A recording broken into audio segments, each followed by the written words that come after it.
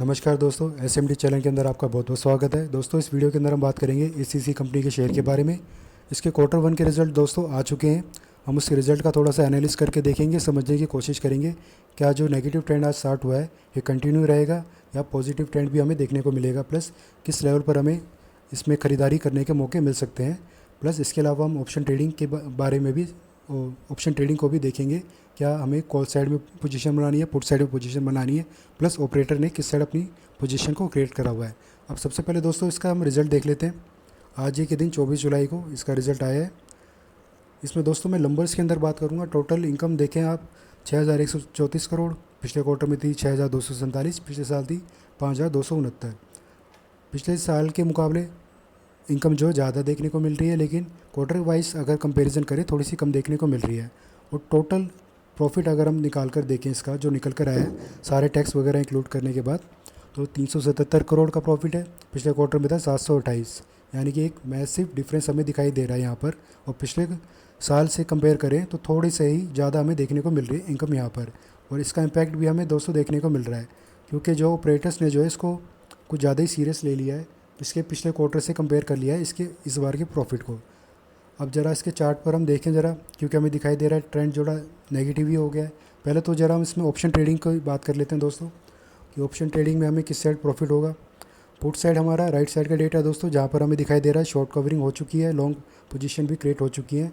वहीं short buildup हमें दिखाई दे रहा है कॉल साइड के अंदर, लेकिन कुछ एक जगह पर जो है लॉन्ग पोजीशन यहाँ पे पहले बनी हुई थी, उनको अनवाइंड करके मतलब प्रॉफिट बुकिंग कर ली गई है। अब ज़रा इसके अंदर हम देखें ऑपरेटर क्या क्या कर रहे हैं दोस्तों।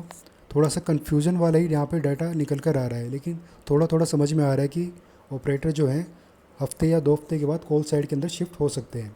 अब ज़रा हम देखें चार्ट के ऊपर, ही 1 आवर चार्ट है, यहाँ पर भी हमारी कन्फ्यूज़न तो है थोड़ी सी क्लियर होती हुई हमें दिखाई दे रही है। अभी जो है ये अपने सपोर्ट और रेजिस्टेंस के बीच में ट्रैवल कर रहा है।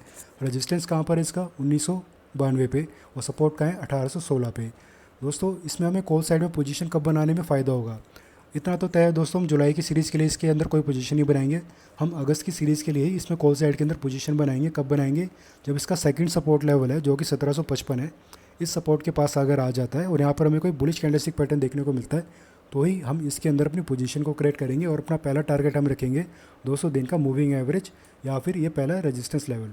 तो दोस्तों ये तो बात हो गई ऑप्शन ट्रेडिंग की। मैंने बता दिया आपको कॉल साइड में ही पोजीशन बनाने में आपको फ़ायदा होगा।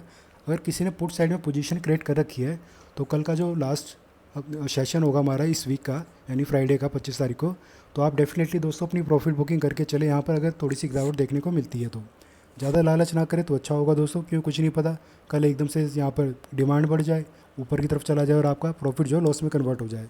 तो पुट साइड वाले अगर कोई बना हुआ है अभी भी, तो अपनी प्रॉफिट को कल जो है एग्जिट करके चलेंगे। प्रॉफिट बुकिंग कल के कल कर लें, और कॉल साइड में पोजीशन बनाने के लिए वेट करें 1755 के लेवल का।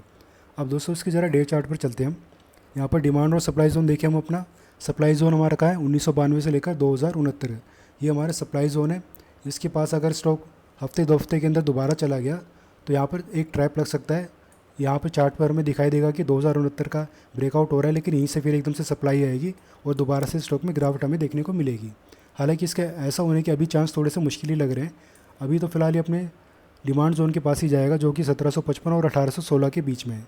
लेकिन दोस्तों अगर आपका व्यू लॉन्ग टर्म का है और आपको कोई जल्दबाजी नहीं करनी है स्टॉक के अंदर खरीदारी करने की, तो आप इसको मेजर सपोर्ट लेवल जो कि 1623 है इसके पास आने दीजिए। क्योंकि जब भी सप्लाई और डिमांड जोन के पास ऑपरेटर जो है किसी स्टॉक के प्राइस को लेकर जाते हैं, तो वहाँ पर वो एसएल हंटिंग करते ही करते हैं। और यहाँ पर हमारे डिमांड जोन की एसएल हंटिंग हमें होती हुई देखने के पूरे चांसेस फिलहाल दिखाई दे रहे हैं। अगर हमारे जो डिमांड जोन का जो है यहाँ पर स्टॉप लॉस ट्रिगर होंगे, तो स्टॉप लॉस को ट्रिगर करता हुआ 1623 के लेवल के आसपास ज़रूर आएगा। और यहीं पर ही हमें दोस्तों लॉन्ग टर्म के व्यू से इसमें ख़रीदारी करके चलनी है। अगर आपका शॉर्ट टर्म का भी नज़रिया है दोस्तों, एटलीस्ट 3 से 6 महीने के बीच का आपका नज़रिया होगा, तो आप अपना टारगेट लेके चलेंगे पहला रेजिस्टेंस लेवल जो कि 1992 का है। इसको आप 3 से 6 महीने के नज़रिए के लिए बाइंग साइड में पोजीशन बनाएंगे। और लॉन्ग टर्म के लिए दोस्तों अगर हम इसमें देखें ज़रा, इसका लाइफ आई देखते हैं पहले तो क्या है। इसका लाइफ आई है 2844। अगर आप 1 साल प्लस 2 साल या 3 साल तक का भी आपका इसका नज़रिया लेकर चल रहे हैं, या आप होल्ड कर सकते हैं इतने लंबे टाइम तक, तो आप एक बार के लिए दोस्तों 3000 के टारगेट को अपने ध्यान में रख के चलें, और उसी हिसाब से इसमें अपनी बाइंग साइड में पोजीशन बनाएंगे। आपको बाइंग साइड में पोजीशन कब और कैसे बनानी है मैंने आपको बता दिया दोस्तों।